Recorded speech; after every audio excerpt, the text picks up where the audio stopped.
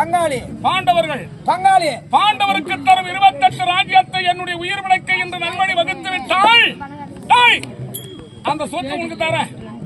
யாரு இன்று ஒரு நாள் நான் பிழைக்க ஒரு வழி. பாண்டவர் சேருடைய 28 நாட்டு ஆமா உனக்கு தரேன்டா. எனக்கு தெரியா உன் மேல எனக்கு நம்பிக்கை இல்ல. சத்தியமன் சத்தியமா தரேன்டா.